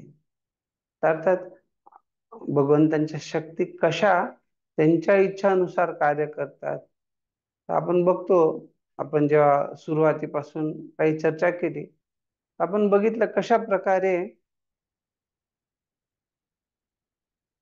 जे अ, भगवंतांचं धाम आहे ते भगवंतांच्या अंतरंग शक्तीद्वारे निर्मित आहे आणि ते शाश्वत रूपाने विद्यमान आहे. जे भौतिक जगत आहे ते भगवंतांच्या बहिरंग शक्तीद्वारे निर्मित आहे. तर कशा प्रकारे भगवंतांच्या या शक्ती ज्या आहेत त्या भगवंतांच्या इच्छेनुसार कार्य करतात. परास्य शक्ती विविध स्वाभाविकी ज्ञानवरत क्रिया. अर्थात भगवंतांच्या या विविध शक्ती ज्या आहेत त्या सर्व भगवंतांच्या इच्छेनुसार कार्यान्वित राहतात. रूपाजी सांगतात की हेच पूर्ण ज्ञान होय. आणि भगवंतांनी हे जे आहे कशात स्पष्ट केलं, तर गीतोपनिषद जे आहे त्याच्यात हे सर्व उपनिषदांचं सार ज्ञान जे आहे ते प्रकट केलेलं आहे. ठीक आहे, याच्यावरती जे आहे पण आचार्यांची आणि अजून काही चर्चा आहे फक्त.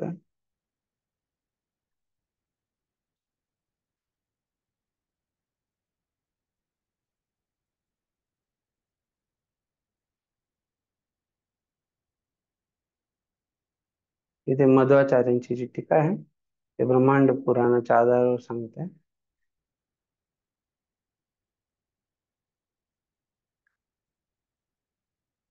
अनेजन्निर्वयत्वात् तद् एकं प्राधान्यतस्तदा सम्यक् ज्ञातुम् अशक्यत्वात् अगम्यं तत् सुरैरपि स्वयं तु सर्वान् अगमत् पूर्वम् एव स्वभावतः अचिन्त्यशक्तिश्चैव सर्वगत्वाच्च तत्परं द्रवतोत्तेति संतिष्ठत् तस्मिन् कर्माणि अधान् मरुत्तेव यतश्चेष्टा सर्वं तां हरेर्पयेत्. तर इथे भगवंतांबद्दल म्हटलेले अनेजन निर्भयत्वात, भगवंतांचं वर्णन करताना दिलंय की अनेजत, की ते कुठल्या प्रकारे त्यांच्यात ते स्थिर आहेत, त्यांच्यात काही अस्थिरता नाही. आणि म्हटलेले का, तर अनेजन निर्भयत्वात, कारण ते जे आहेत निर्भय आहेत. पुढे म्हटलेले तद एकम प्राधान्यतः, पुढे म्हटले की ते एक आहेत. का, तर प्राधान्यतस्तथा, का तर ते प्रधान आहेत ते परम आहेत. सम्यक ज्ञातुम अशक्यत्वात् अगम्यम तत्सुरेरपि. म्हटले अगम्यम तत्सुरेरपि. तर ते जे देवी देवतांद्वाराही त्यांना जाणणं शक्य नाही. का? कारण ते त्यांना पूर्णपणे सम्यक ज्ञातुम अशक्यत्वात्, त्यांना पूर्णपणे जाणणं शक्य नाही. आणि याच्याबद्दल आपण भगवद्गीता 10व्या अध्यायातल्या 2ऱ्या श्लोकावर पण चर्चा केली होती. पुढे सांगतायत की स्वयं तू सर्वम अगमत पूर्वम एव स्वभावतः. आता म्हटले देवी देवता त्यांना जाणू शकत नाही, पण त्यांच्या बाबतीत म्हटले की ते स्वभावतः जे आहे त्यांना सगळं काही ज्ञात आहे. पूर्वमर्षात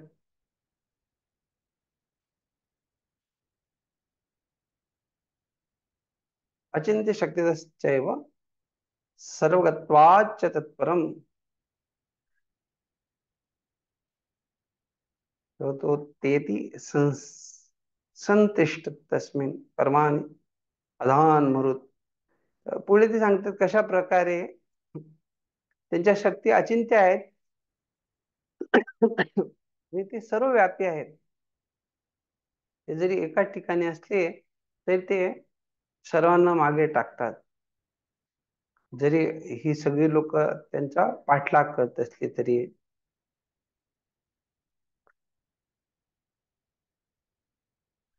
मरुत्तेव यतश्चेष्टा सर्वां ताम हरे अर्पयेत. त्यामुळे ते म्हटलेलं आहे की सर्व जीवात्मा जे आहे ते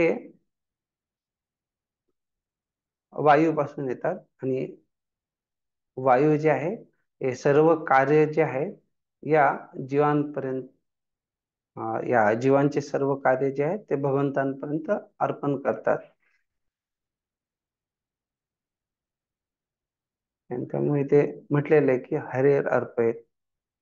तर व्यक्तीने आपलं सर्व काही हरी किंवा भगवंतांना अर्पण केलं पाहिजे. आता मध्वाचार्यानंतर इथे वेदांत देशिका जे आहेत त्यांची टीका आहे सुंदर.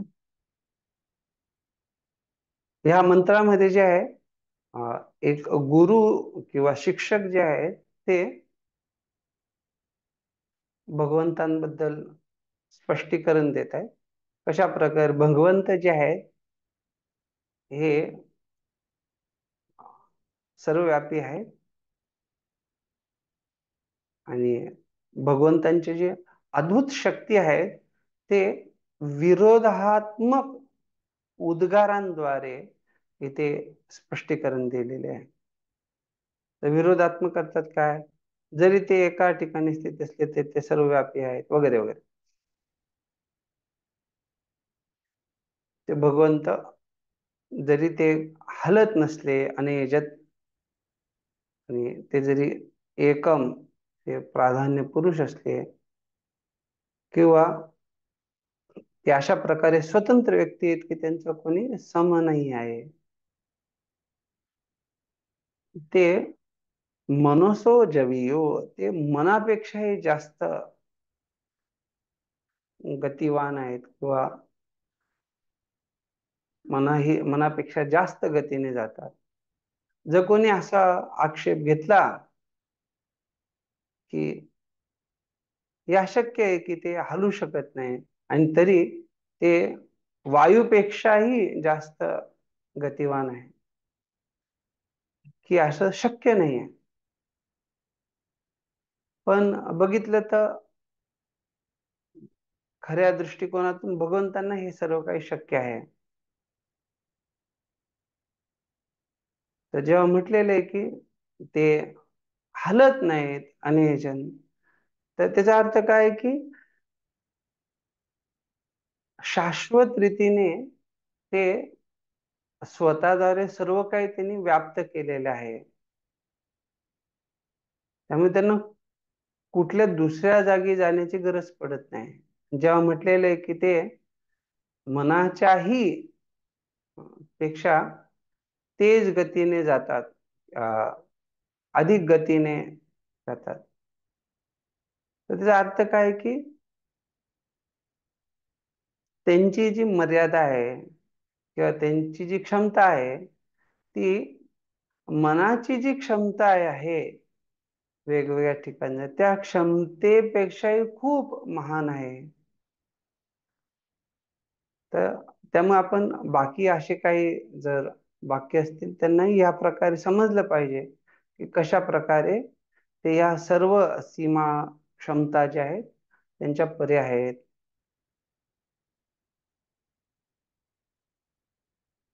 त्यामुळे बाकी अन्य देवी देवता जे आहेत ते त्यांना समजू शकत नाही असे म्हटलेले आहे.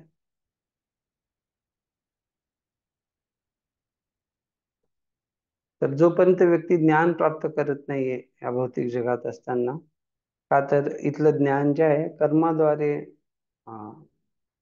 बाधित असतं. त्यामुळे ते स्वतःच्या बुद्धीने भगवंतांना समजू शकत नाही.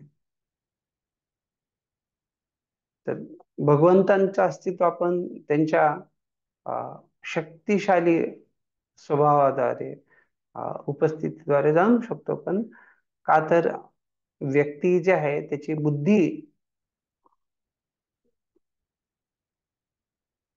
ही आच्छादित आहे किंवा तो अज्ञानात आहे, त्यामुळे त्याला हे शक्य नाही. त्यामुळे इथे जे काही स्पष्टीकरण त्याच्यात कुठल्या प्रकारचा विरोधाभास नाही.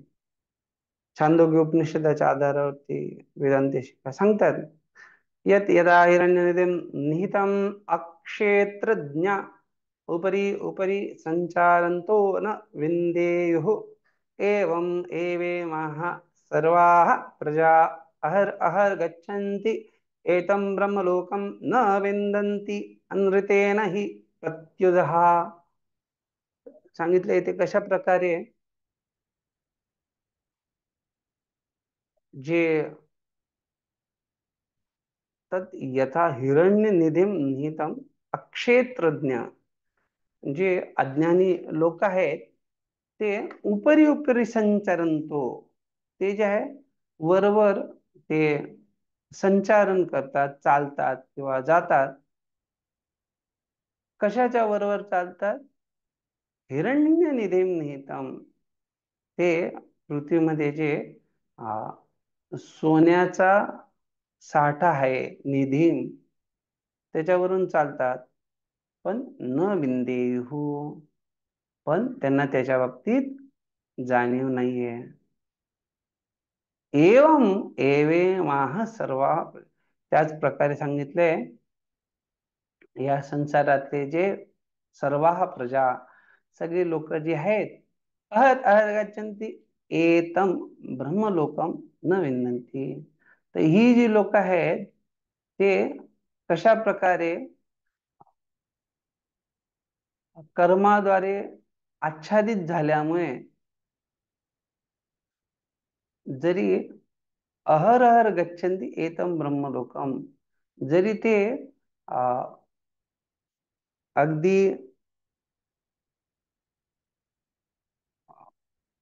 सखोल निद्रेमध्ये असताना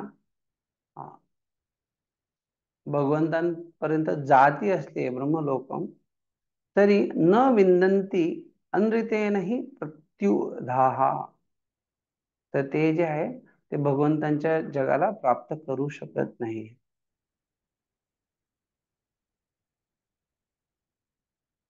ते पुढे सांगतायत की कशा प्रकारे भगवंत जे आहेत हे सर्वत्र विद्यमान असतात. या पृथिव्याम तिष्ठन् ते या पृथ्वीमध्ये विद्यमान असतात. बृहदारण्यक उपनिषद 3:7-3 मध्ये दिलेले या आत्मनी तिष्ठन् या आत्म्यामध्येही विद्यमान असतात. जरी ते बिना काही हालचालीचं सर्वत्र असले तरी ते जे खूप गतिवान आहेत त्यांनाही मागे टाकतात. जसं गरुड जे आहेत खूप गतिशील आहेत पण त्यांनाही मागे टाकतात.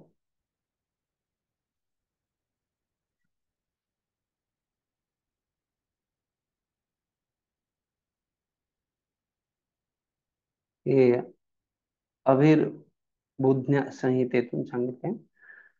वर्षायुत शतेनापि पक्षिराज इव संपतान संपतन नैवांतम कारण श्रेयात यद्यपि स्यात् मनोजवः. सांगितले की जरी कोणी मनाच्या गतीने प्रवास करत असेल, इव संपतन अर्थात गरुडासारखं, नैवांतम कारण श्रेयात, जरी तो असा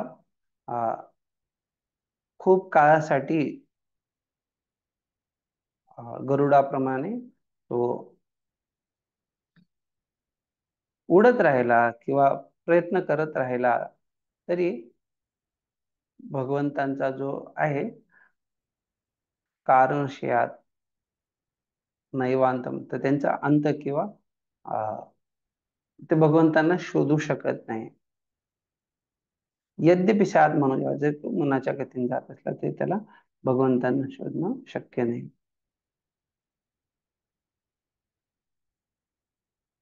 ते शिक्षक किंवा गुरु जे आहे भगवंतांच्या अजून एका अद्भुत वैशिष्ट्याबद्दल चर्चा करतात.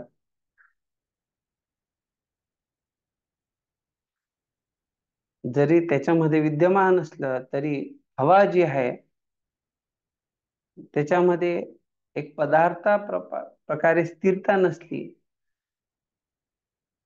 तरी अर्थात पदार्थाद्वारे जी स्थिरता आहे त्याच्याने त्या वस्तूला पडण्यापासून वगैरे वाचतात. पण तरी ते जे आहे हवा ती पाण्याला घेऊन जाते. तर याचा अर्थच हा झाला की जेव्हा भगवंतांद्वारे एखाद्या गोष्टीला आधार प्राप्त होतो तेव्हा, कारण भगवंत सर्व कारणांचे कारण, सर्वचे नियंत्रक आहेत, मातरिश्वा, तर भगवंतांच्या शक्तीद्वारे जे आहे सूर्य, ढग, नक्षत्र, तारे, ग्रह जे आहेत हे सर्व जे आहे हे विद्यमान राहतात. त्यामुळे स्मृतीमध्ये म्हटलेले आहे, स्मृती सांगतात देव सचंद्राक नक्षत्रम खम दिशो भूर महोदधि वासुदेवस्य वीरेण विद्रुतानि महात्मनः. तर कशा प्रकारे वासुदेवस्य वीरेण, भगवंतांच्या शक्तीने, महात्मना, ज्यांना इथे महान आत्मा म्हणून संबोधित केलंय, तर ते काय करतात, विद्रुतानी, हे सगळ्याला ते धारण करतात. कशा कशाला धारण करतात? देव स चंद्राक नक्षत्रम, देव अर्थात आकाश, चंद्रार्क, चंद्र अर्क, चंद्र अर्थात चंद्र, अर्क सूर्य, नक्षत्रम नक्षत्र जे आहे, खम आकाश, दिशो अर्थात वेगवेगळ्या दिशा, भूर महोदधीही, भू अर्थात पृथ्वी आणि महोदधीही अर्थात जे सागर आहे. तर हे महाभारत 13:135-134 मध्ये दिलेलं आहे. हे सगळं कसं काय शक्य आहे? तर वासुदेवस्य वीरेण. त्याच्यावरती बलदेव विद्याभूषणी छान टीका दिली त्या श्लोकावर. सांगतात की ब्रह्मचं ज्ञान किंवा भगवंतांच्या ज्ञानामुळे व्यक्ती जो आहे तो मुक्तीला प्राप्त करतो. तर हे भगवंत कोण आहेत? तर त्याचं इथे उत्तर दिलेलं आहे.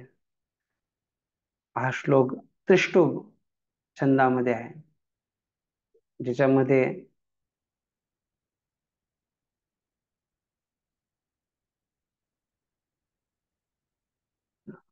अकरा अक्षरांचे जे आहे 4 ओझे आहेत.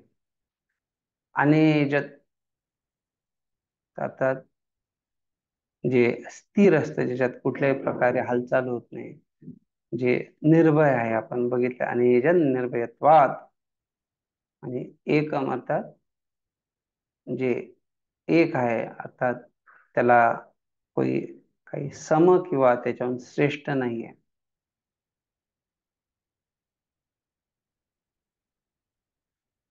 याचा ते अर्थ हाही देत आहेत, कशा प्रकारे सर्व जीवांमध्ये ते एक व्यक्ती आहे ज्यांचं रूप जे आहे पूर्ण ज्ञान घन आहे.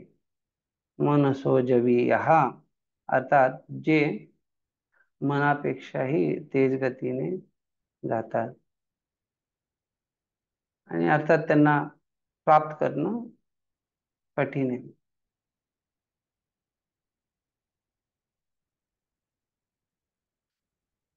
तर देवी देवता किंवा इंद्रिय जे आहेत त्यांच्याद्वारे भगवंतांपर्यंत पोहोचणं शक्य नाही.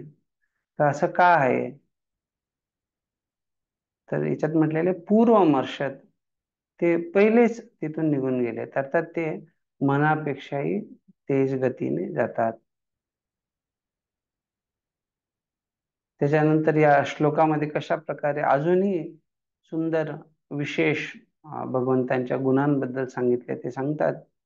जरी भगवंत तिष्ठत, जरी ते एका ठिकाणी असले तरी ते बाकी सर्वांच्या पुढे असतात. अर्थात जी अशी लोक आहेत ते अज्ञान धावत, ते खूप गतीने जाणारे असले तरी त्यांना इथे मागे टाकतात. का? तर कारण ते सर्वव्यापी आहेत. तर भगवंत आपल्या अचिंत्य शक्तीद्वारे जे आहे या सर्व महान कार्यांना करण्यास त्यांना शक्य आहे.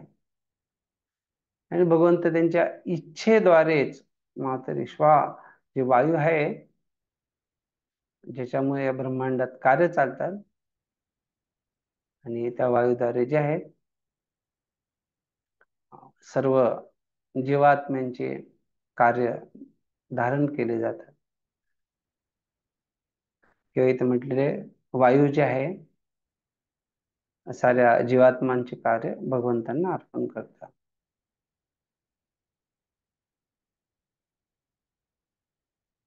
तर सामान्यतः वायू म्हटलं तर जे वायूचे देवता आहेत अशी एक धारणा असते, पण इथे जे आहे, इथे वायू इथे या संदर्भात आहे की सर्व प्रकारच्या हालचाली आणि जीवन जे आहे त्याचे जे अधिकारी आहेत त्यांना इथे संबोधित केले. अर्थात जे सर्व ब्रह्मांडातल्या जीवनाचे आधार आहेत, आणि त्याला मुख्य प्राणी म्हटलं जातं, आणि त्यांना पुन्हा या मंत्र सत्रामध्ये अनिल म्हणून संबोधित केलेले आहे. तर बलदेव विद्याभूषण जे आहे शंकराचार्याप्रमाणे इथे पहिला जो अर्थ आहे त्याला स्वीकार करतायत, आणि मध्वाचार्य जे आहेत ते दुसऱ्या अर्थाला स्वीकार करतात.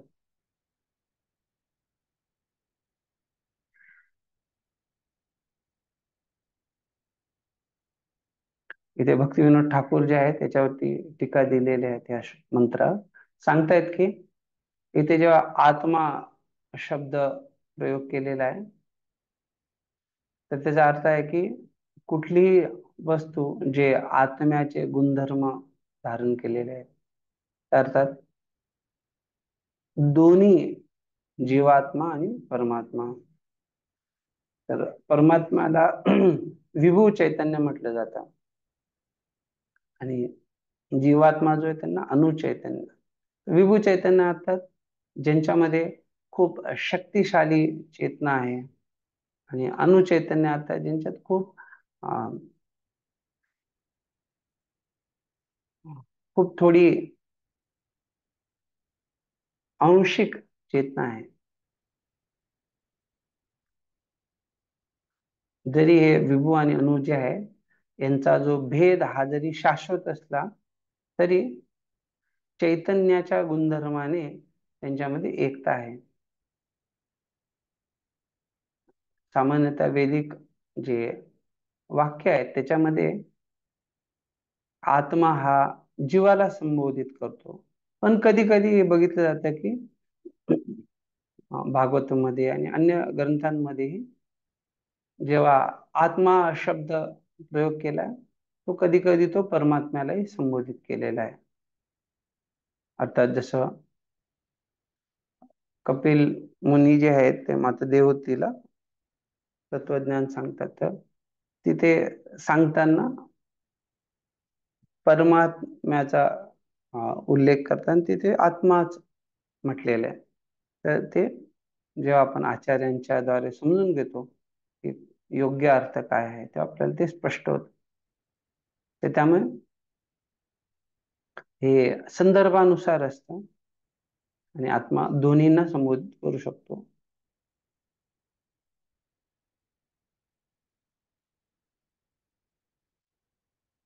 तर या मंत्रामध्ये जे आहे स्थूल आणि सूक्ष्म जे भौतिक तत्व आहे त्याच्याहून जे चेतन तत्व कसं श्रेष्ठ आहे त्याच्याबद्दल दिलेलं आहे. स्थूल आणि सूक्ष्म जगामध्ये जे आहे हे मन अगदी गतिवान आहे, पण ते आत्म्याच्या नेहमी मागे राहतं. जरी जीवाची काही गती नसली तरी तो प्राण धारण करतो आणि वेगवेगळे वायूच्या द्वारे कार्य करतो. जे इथे वायू किंवा प्राण जे म्हटलेले एक मायाशक्तीद्वारे ते आलेले आहे. आणि परमात्मा जे आहेत तेही स्थिर आहेत, पण ते त्यांची जी क्रियाशीलता आहे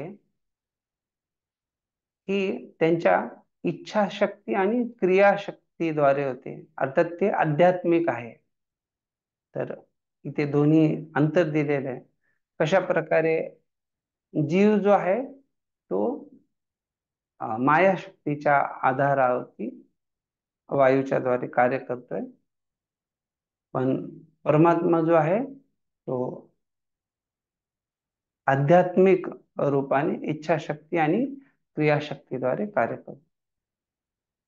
अशा प्रकारे इथं आपण या आचार्यांची टीका जी आहे सुंदर टीका बघितली. तुम्हाला कोणाला काही प्रश्न असेल या मंत्रावरती जी आपण चर्चा केली तर विचारू शकता.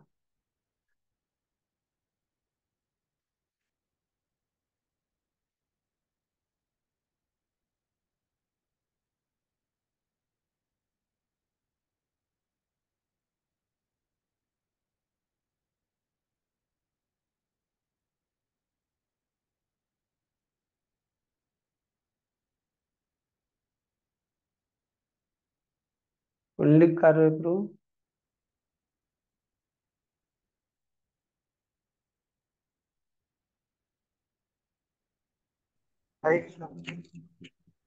काय प्रश्न आहे तुम्हाला? काय नाही, काय नाही प्रभूजी. ठीक आहे, अजून कोणी भक्ताला काही प्रश्न असते ते विचारू शकता. 3 मिनिट आहेत आपल्याकडे.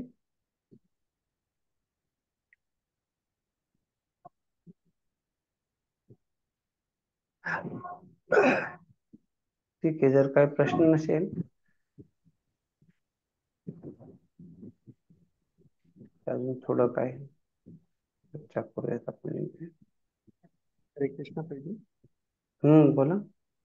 प्रभूजी, अणुचैतन्य हे जीवाला संबोधित करतं आणि हा, इथे जीवाला तर संबोधित, हे परमात्म्याला संबोधित. हो, बरोबर. धन्यवाद प्रभू. हरे कृष्ण.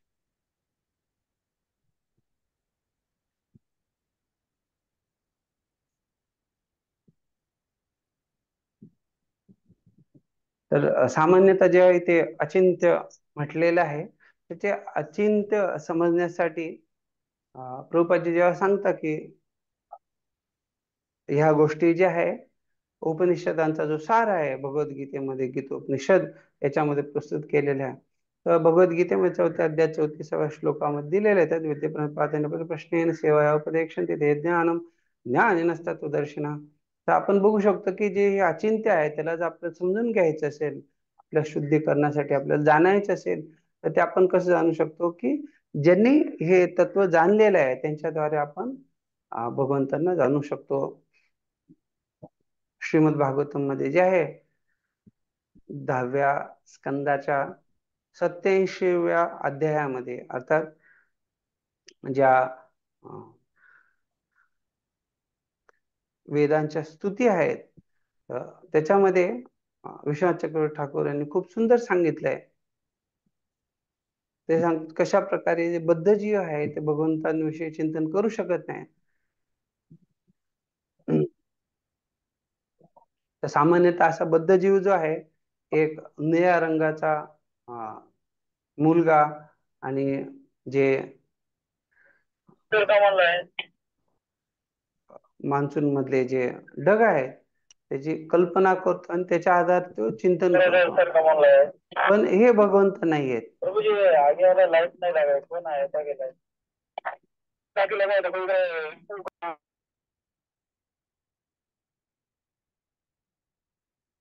तर जेव्हा आपण मानसिक रीतीने भगवंतांचं चिंतन करतो शास्त्रांच्या आधारावर, भगवंत जे आहेत आपल्या त्या प्रयत्नाने प्रसन्न होऊन ते स्वतःला प्रकट करतात. अभिन्नत्वात नामानामिनो. आणि भक्तिविनोद ठाकूर जे आहेत ते म्हणतात की नामाक्षर बही है, नाम नाही है. तर हे दोन्ही दृष्टिकोन, एकीकडे म्हटलेले की अभिन्नत्वात नामिनो आणि दुसरीकडे भक्तिविनोद ठाकूर नामाक्षर बहिर आहेत. तर हे कसं काय समजलं पाहिजे? तर भगवंत जे आहेत आपल्या शरणागतीनुसार आपल्याला प्रकट करतात. ये तामाम प्रपद्यन्ते तामस्ते. त्यामुळे भागवतम मध्ये हा सुंदर श्लोक आहे, त्याच्यात म्हटलंय सांकेत्यम पारिहास्यम वा स्तोमं हेलनम एव वा वैकुंठ नाम ग्रहणम अशेषाग हरम विदुः. तर असे जे लोक आहेत की जे भगवंतांच्या नामाची महिमा जाणत नाही, त्यांना उद्देशून इथे म्हटलेलं आहे. तर इथे स्पष्ट सांगितले अशेष अघहरम, अर्थात जे काही पाप आहे ते सर्व एखाद्या व्यक्तीने जर भगवंतांचं वैकुंठ नामग्रहण, भगवंतांचं नामोच्चारण केलं, कशा प्रकारे? संकेताद्वारे किंवा हास्य परिहासामध्ये किंवा वेगवेगळ्या माध्यमांनी, तर ते पाप नाश करतं. पण त्याच्याने जे आहे कृष्ण प्रेम प्राप्ती होत नाही. त्यामुळे हे सत्य आहे कशा प्रकारे भगवंतांमध्ये, त्यांच्या हरिनामामध्ये, त्यांच्या पवित्र नामामध्ये कुठलंही अंतर नाही. पण प्रायोगिक दृष्टिकोनातून जसं आपण बघतो की प्रत्येक वेळा कीर्तन केलं तर आपल्याला त्याच प्रकारचा भाव किंवा त्याच प्रकारचे लक्षण प्रकट होत नाही. तर त्यामुळे हे कुठला